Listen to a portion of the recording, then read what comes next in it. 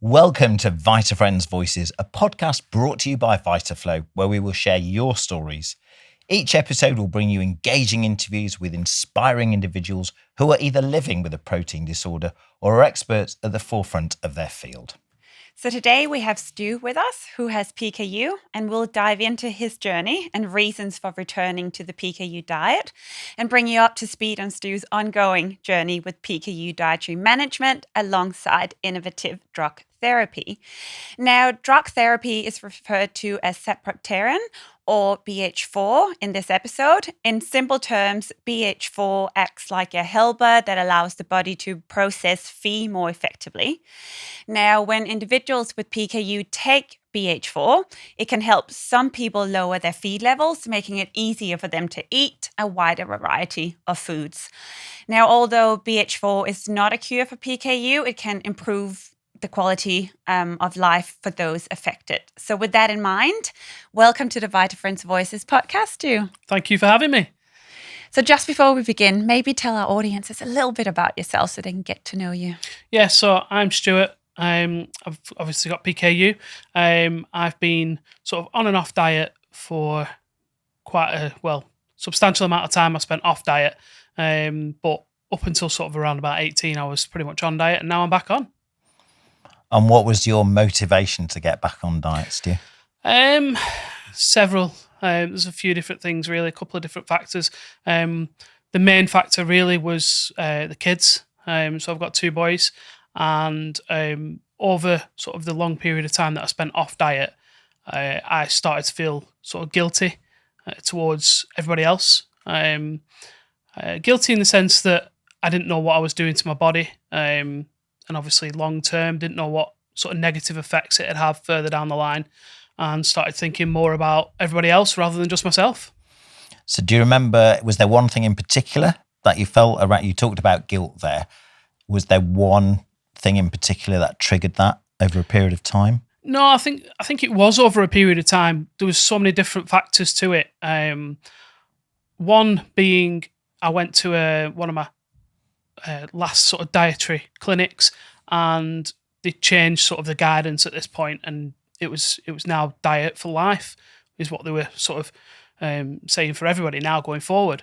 And it sort of got me thinking, the reasons behind that. And I was talking to the dietitian about it at the time, and I was sort of went away from that appointment and sort of started doing a bit of research into sort of the negative effects that the diet has when you're off diet, should I say. So with all the negative effects, I started reading about all these different things and started sort of like relating them to how I was feeling, and seeing a lot of it in my day-to-day life. And it was at that point where I started thinking, well, hang on a minute, further down the line, what's going to happen? Because we know the negative effects that the diet has if it's not treated. So long term, what am I doing to myself? And furthermore, what am I doing to everybody around me? So I guess if we just take a few steps back just to understand PKU a little bit better. So back in the day, it was recommended for people to come off diet because we didn't know any different. And so as you were getting older, then the advice, as you rightly said there, was to, the advice was to go back on diet. Now, I guess, how did that make you feel, the fact that previously there were no concerns as such expressed by anyone about being off diet, and now all of a sudden you're being told that the recommendation is otherwise? I think at first it was quite overwhelming, to be honest, because to be honest, at that time when I found out that information about sort of diet for life now, it was probably only maybe 2 years later that I finally committed to coming back onto diet. It was sort of over that period of time that I started doing all the research and stuff. But I never felt negative towards the information I was given, because at the time the information that was being given was right. Yeah, absolutely. And obviously we know that now. And I look back now and I think it was quite a dangerous time, really, because nobody knew further down the line what it was doing to people. But now it's like, well, if it's diet for life all the time, I think that's just the safest bet for everybody, really, because I don't know the exact sort of figures, but I know the oldest person with PKU to have been monitored, I'm guessing here, I think from what I've been told in the past, is around about 60. So you don't know what's going to happen further down the line. I think going back to when I was told that information, it was overwhelming, but it was kind of like a realization as well. It was sort of time to sit back and think, hang on a minute, what am I actually doing to myself? And like I say, it was over the next couple of years after that, I started doing the research and relating the negative aspects that I never knew were a negative aspect. It was just my day-to-day living. I woke up in the morning and woke up with a headache, and I pretty much had a headache for the majority of the day. But like the headaches that I was experiencing were never headaches were, and I felt the need to take any paracetamol or anything like that. It was the best way I've always described it is it was just a long drawn out hangover. Wow. Okay. So it was that's just how it felt. It was just a dull headache. It was just always there, but like I say, never enough really to sort of warrant paracetamol or anything like that. So you talked then about sort of 2 years before you actually made the decision to get back onto diet. So was that something you shared with anybody, or was it something you made yourself? No, because at the time I didn't know that I was sort of having all these negative effects. Okay. And then over a period of time when I started learning, and obviously I started talking to people about it, other people with PKU and doing all this research, I then started realizing, well, hang on a minute, this is affecting me. And I think when you sort of get into your stride, if you will, and you get used to your day-to-day living and you wake up with a headache anyway, it all of a sudden becomes the norm. The wrong norm, clearly, Yes, but yeah. we know that now. But at the time, it was just a normal day for me. So I suppose if you knew, as you rightly say, if you knew no different, then it became the norm. Yeah. So what was the turning point? Obviously, you said you research. What was the actual turning point where you thought enough is enough?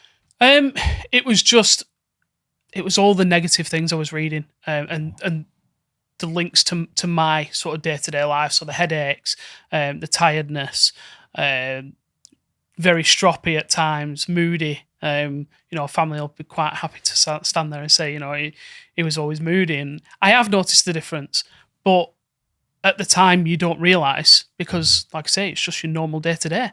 But I think at that point, sort of, like I say, 2 years in, it was like, right, we don't know what's going to happen further down the line, so let's protect myself, which in turn protects everybody around me. And that's where I went with it, really, because it was a very selfish thing of me to do, albeit under the guidance at the time from my dietitian. It was just so unknown, and that's what the advice was. But yeah, now looking back, I wish I'd probably never come off diet, although I would never have eaten the things I've eaten. Maybe that's a good thing, maybe it's not, I don't know. But yeah, I look back now and think it's definitely changed my life completely. So you did your research and you recognized some of the symptoms, or you could relate to some of the symptoms you were reading about. So how did you get back in touch with your metabolic center? Or what were the first steps, I suppose, that you took? I actually never stopped going to clinic. Great. I don't know why. It was just something that I just continued to do. And so they were monitoring me sort of off diet. Obviously, they knew full well that I was off diet. There was no hiding that.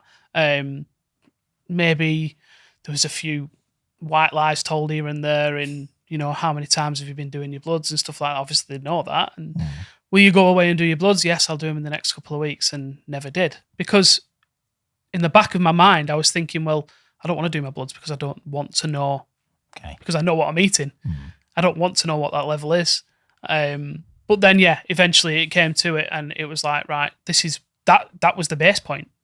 I need a figure. I need somewhere to start. And if it's, the first and foremost was to do a level. I had the conversation with the dietitian, and like I say, it was over a couple of years, yes. But I started factoring in sort of formula again, and sort of going through all the old formulas and trying to find the right one for me at the time. But it was a slow process, but now when I look back, it wasn't. because 2 years really wasn't that long. And it also gave me the opportunity to really focus and sort of be able to say, right, I've got a high level now because I know how high levels feel because I lived with it for probably the best part of 13 years. And it's probably worth mentioning there that for those listening, just because the advice was to come off diet, you could choose whether you wanted to come off diet absolutely. or not. The advice is never to disengage with your metabolic center. It is like you rightly did, continue to show up, have the regular contact with them. And then, of course, that benefits you in the long run because when you then wanted to go back on diet, you had a place to go. Yeah, so the initial conversation, I remember it wasn't, you can come off diet. It was literally, right, there is no evidence to suggest staying on or coming off has a negative effect either way. And you sort of say that to somebody that's never eaten meat or fish or, I won't say chocolate because my mum and dad will quite happily tell you there was plenty of chocolate wrappers under my bed over the course of growing up. But to tell somebody that's never eaten things like that before that all of a sudden you can do now, well, you sort of run with it to a degree. And obviously after sort of looking into the negative things, it was definitely time to come back. So you've talked there about sort of coming back on over a period of time. What support did you have around you at that time? When was it something you announced that you were going back on diet, or was it something you kept internal? No, so I'd obviously reached out to the clinic and spoke to the clinic, and we were sort of toing and froing, obviously with the samples and stuff like that. But in terms of me and myself, I didn't really speak to anybody about it, to be honest. It was just something that I'd decided in myself that I needed to do. And I kind of didn't speak to anybody because I didn't want anybody to sort of talk me out of it, because I knew what I was doing was right for me and in future right for other people. But I don't want people to sort of talk me out of it that don't understand and that haven't seen the negative side of it or hasn't felt the negative side of it. So it was very sort of internal really for me. And it was a decision that I made, and I made for initially for myself, but like I say, for everybody else as well, really. But yeah, I didn't really speak to many people about it apart from like dietitians.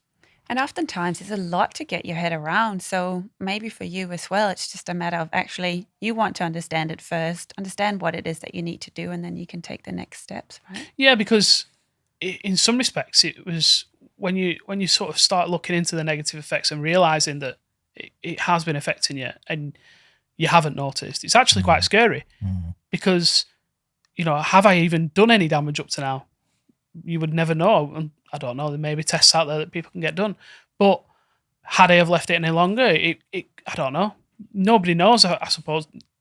When will the negative effects really take hold? So it was definitely, right, if I'm doing it, I have to do it, and I have to do it for me.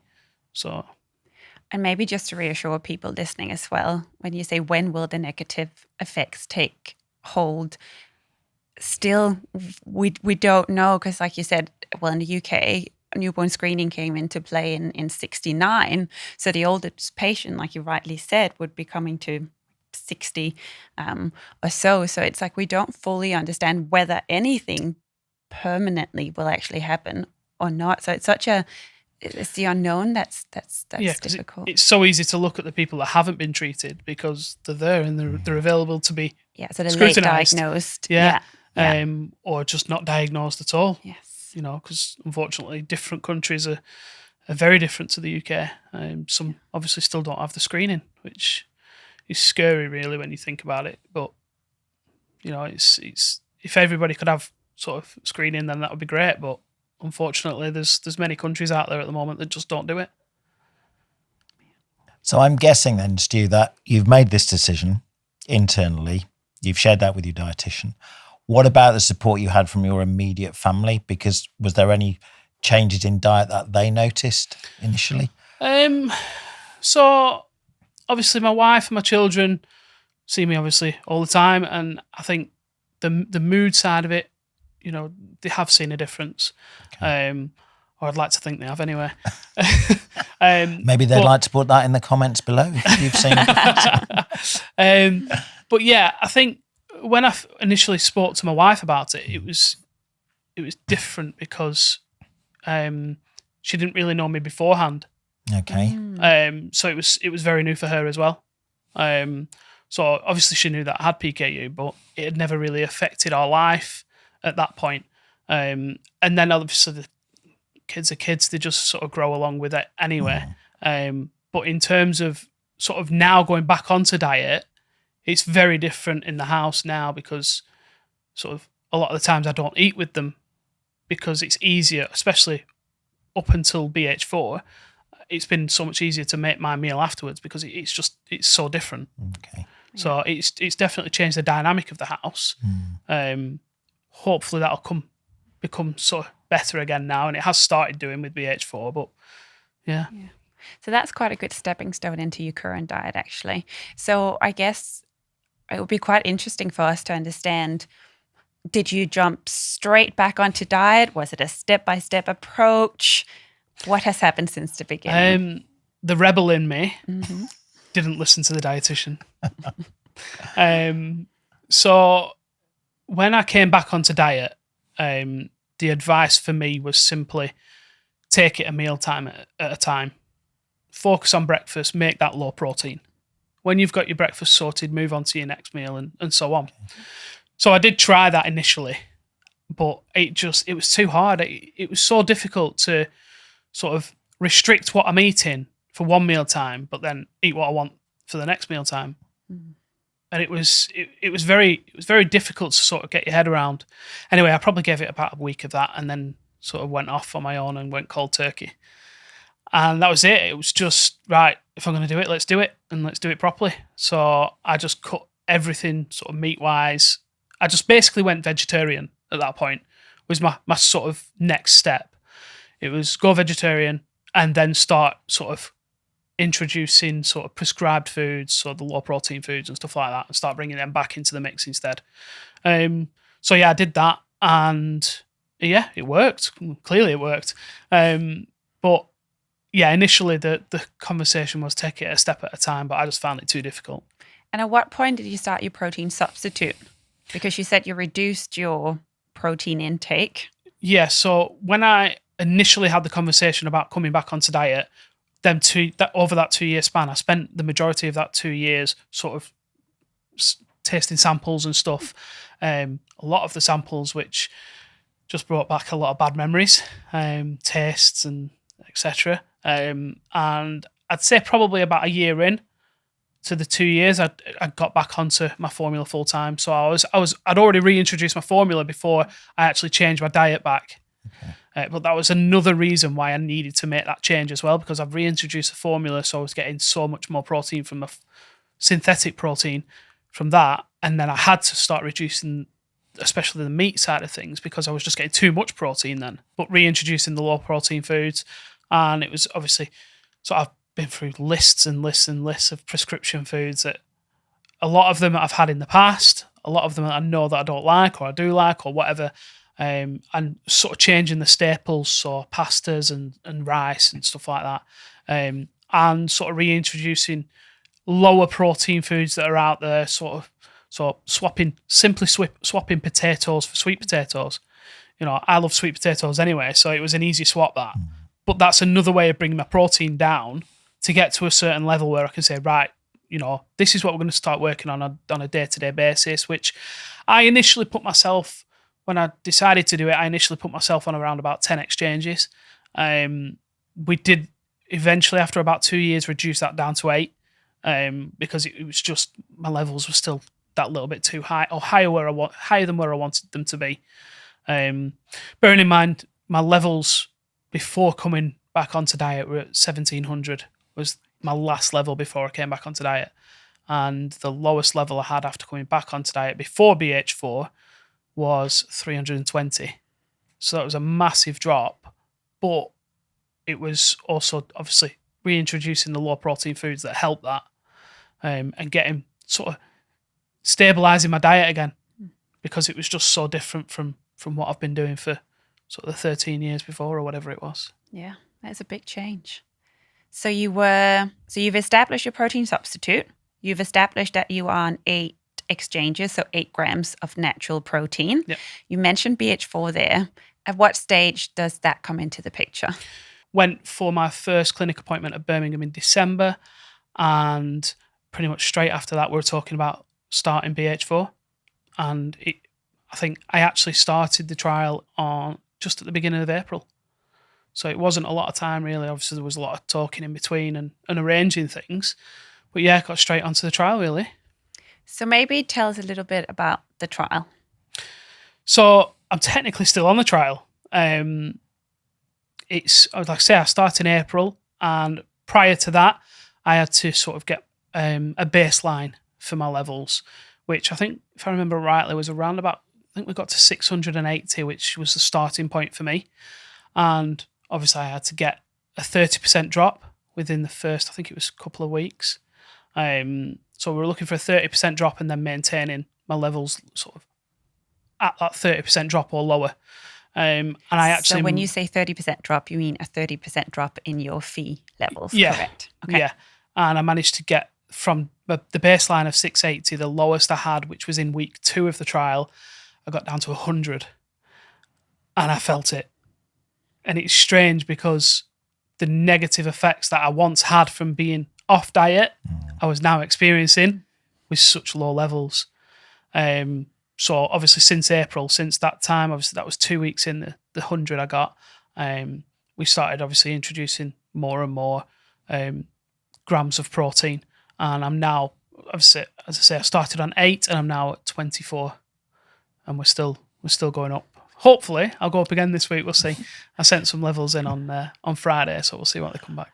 And maybe just to say there that you're not deciding these or the increase in grams of protein yourself. You're working with your healthcare Yeah, professionals so every time I send a level in, I tend to have a sort of a quick sort of email conversation with the dietitian team, whether that's maintaining or upping my protein.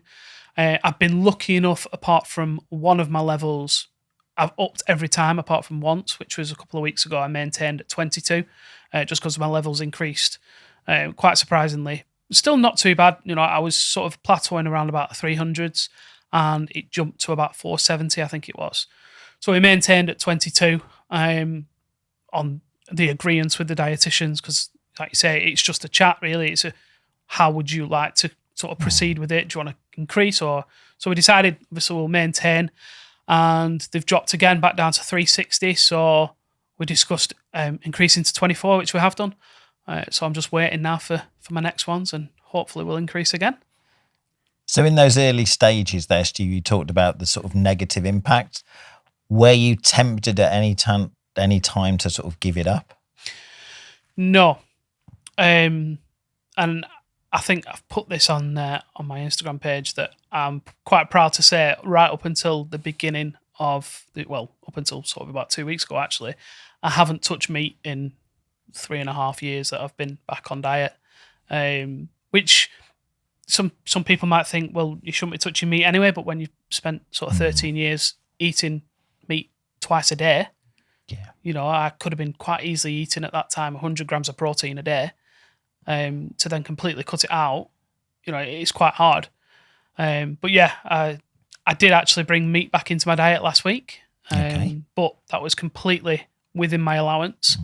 Kind of a little test as well, because I did that and then did my levels afterwards. So it'd be interesting to see what comes back, but hopefully it won't affect, because it's all within my allowance. So we'll see. And it shouldn't, because it's within your allowance. But it's interesting. I think it's nice for the audience to hear also that your journey hasn't been linear. It's a matter of, you know, different touching points throughout and monitoring your Phe levels and then increasing or decreasing your grams of protein to get you to the right place. Yeah. So it's a matter of not giving up, I suppose, when the road gets a little bit tough. Yeah, I mean, it took a long time to get to the trial stage. Mm-hmm. I didn't want to commit because there was other things going on as well. And the way I looked at it was, if I'm doing it, you've got to be fully focused, you know, and it's got to be sort of, that's what you're doing. You've got to put everything into it. It took long enough to get there as it was. And the fact that my genetics said that I was only 25% likely to respond anyway, if this was the one and only chance, it had to be the right chance and it had to be at the right time to make sure that I got the best out of it. It's probably also important to mention that BH4 has not been available in the UK for very long. So it hasn't been a matter of the drug being available to everyone for a long time, so it's new, I think, to everyone. And it's crazy to even be in the situation where we have that now and more coming out as well. There's different things out there at the minute, or being tested, should I say. And, sort of 10 years ago, it was bleak, let's say. If you've got PKU, you've got PKU for life, and that's it. Get on with it. But yeah, there's light at the end of the tunnel, let's say, for us with PKU, I think now. Especially if, like you say, you're lucky enough to respond. And don't get me wrong, I understand I am extremely lucky. And it's difficult sometimes to post about it.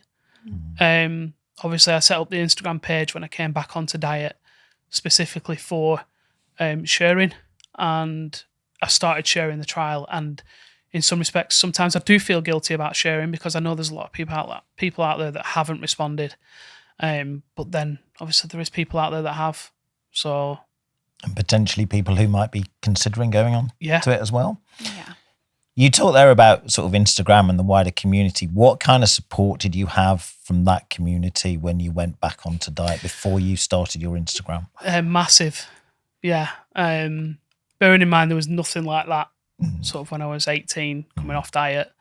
Nothing at all. The best thing that we had really was sort of parties, Christmas parties for kids, which were good, don't get me wrong, but at that age you don't really tend to sort of make long life friends, especially when you're all coming from different areas of all right, the Northwest in my case. But the community itself has been massive for me since coming back on, because I've been able to speak to so many different people about so many different things, where I've got a lot of my research over sort of how other people have been affected. But yeah, there's people out there that are willing to talk. There's people out there that may not want to talk, but the people that are out there that want to talk and will listen, they've been a massive help for me. There's certain individuals that I now class as really, really close friends because they've helped me in the last few years. The community's been massive for me. And that's, like I say, that's one of the reasons why I set up my Instagram account, because there's so many people that helped me coming back onto diet. And now if I can help that one person, then great. That's, it'll make me happy. And it's a global stage rather than something absolutely quite regional. And it's so nice that you're wanting to give back. It is really lovely. And your Instagram page is really inspirational. And you've mentioned it a couple of times. You haven't mentioned what it's called. So let our audiences know where to find you. Yeah, so I'm at PKStew 2025. And what can they expect from your page? All I really try and do is just share anything PKU related. It's, share it whether it's food or whether it's trips or whatever it is, it's all PKU related. And I'm quite happy to sort of, anybody wants to message me, they can do. I'm quite happy to talk. I've spread my story now because other people have done the same for me and it's helped me along the way. So if my story helps somebody else, then yeah, feel free. It's a positive example of social media being used in the right way. Absolutely. Good. And you talked there about sort of food and recipes. Have you got any in particular that are your favourites? Yeah, so the protein substitute I use is PKU Sphere. My favourite is the banana. Don't tend to really change from the banana now. For anybody that's out there that has been off diet or has snuck a cheeky McDonald's banana milkshake in there, that's what it tastes like for me. But yeah, I love PKU Sphere. It's been absolutely life-changing for me because it's just so easy to use. Obviously, there's the liquid now, which I don't use. But obviously, I know it's great to have. It's much easier to get around and about with. But even today, I've used mine in the middle of Liverpool city centre today. But it's great, and the PKU Sphere gives me the ability to use it in so many different ways. So I quite often do smoothies, which you'll see quite a lot on the Instagram. I make smoothies with it. It's kind of difficult at the moment because we're in the summer holidays, so the dynamic of the house is different. Everyone's still in bed when I'm going to work, so I can't really put the blender on. So I've not been doing that many just recently, but yeah, when everybody's back to school and everybody's back up at sort of 6-7 o'clock in the morning, I can put the blender back on. You'll be back on the smoothie wagon. Yeah, so you only tend to see the smoothies at the moment on a Saturday and Sunday. You need to get yourself one of those portable blenders. Yes. But yeah, I could do that. That's the beauty of Sphere, because I can just take it anywhere. It's, way back when I was on PKU, and I would never have talked about PKU. I'd never have took anything out, to open a conversation about PKU. But I use my PKU Sphere now at work all the time. Yes, it's open conversations, but I don't mind it anymore. I'm quite happy to talk about it. It is me. It's what it is. If you don't like it, don't talk to me. But I think it's a really important message. You're saying you need to do what works for you, and that journey is different for everyone. And when you open up to people, have you found that actually they're interested in you? Yes, because if they've never heard of it before, initially it's like, well, what is it?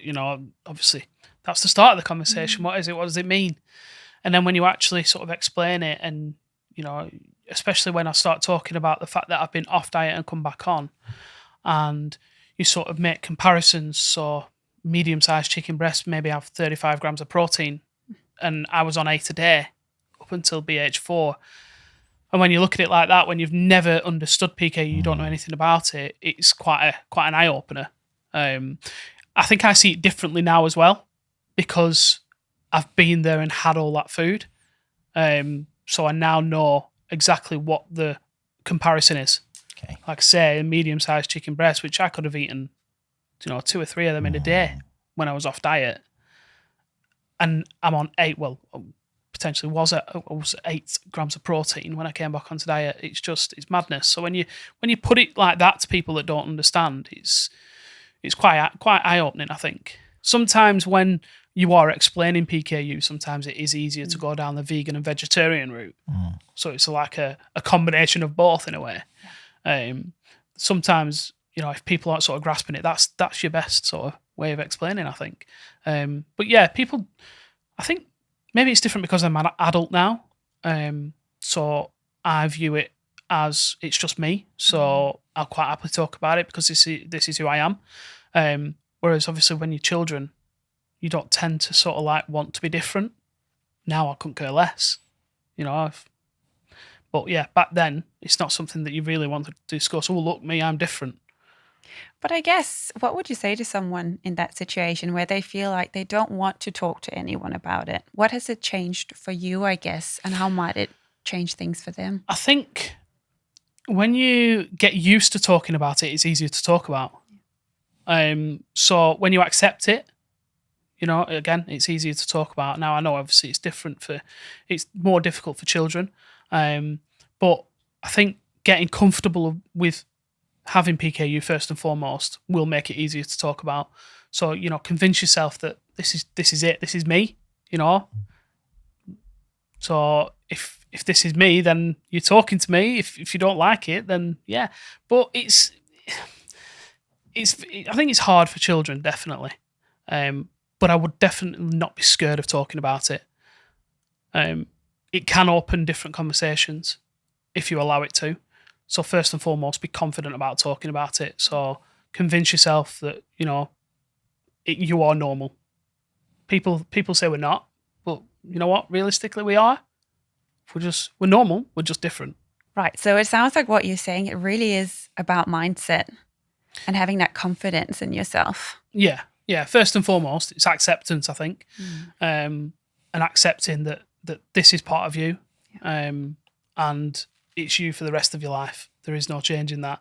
As soon as you accept that and start talking about it, be confident about talking about it, then I think things will just come naturally, I think. I don't think that matters what age you are, really. Even for children out there that might be thinking, well, I can't talk about it. Well, you can, because it is you, and ultimately, if you're confident about talking about it, it doesn't matter what other people think. because that is you. And, as long as you're confident, you'll come across confident because you're passionate about it, because you understand it and it is you. Yeah. That's so true. And that just oozes out of you, Stu, in terms of your confidence, your ability to stand up for people with PKU and also be comfortable in your own skin. That's really come across throughout this episode. So before we let you go, could you give us and give our audience maybe a top 3 tips for returning to diet? First and foremost, reach out to a dietitian if you're not already in communication with them. You can't get anywhere without them. They are literally the backbone of it. They'll be there to support you no matter what, and they'll give you the best advice possible. Secondly, I think, is reach out to the community. As I've said, my DMs are open. Quite happy to speak to anybody about it, but I know there's a lot of people out there as well that are willing to do the same from past experience. Like I've said, I don't think I'd be sat on this sofa now if it wasn't for certain people in this community. And I think thirdly, enjoy it, which is crazy for me to be sat here saying when I look back at my childhood and think, how, not that my childhood was bad in any way, my mum and dad were brilliant. And, luckily my PKU was looked after right up until sort of when I sort of took over and even after that. But I think, be confident about it, and just let it be you, because that's what it is, really. And just coming back onto diet is sort of scary at times, but it's definitely worth it. I can definitely say that. So stay in touch, reach out, and enjoy the journey. Absolutely. Stu, thank you very much indeed. Thank you. Thanks for having me. Thank you. And to you, if you like this episode, please like and subscribe to this podcast and share with anyone you think might benefit from tuning in. Thank you for joining our vibrant community of VitaFriends. And for more information, please visit your local VitaFriends website. We look forward to seeing you on the next episode. Bye.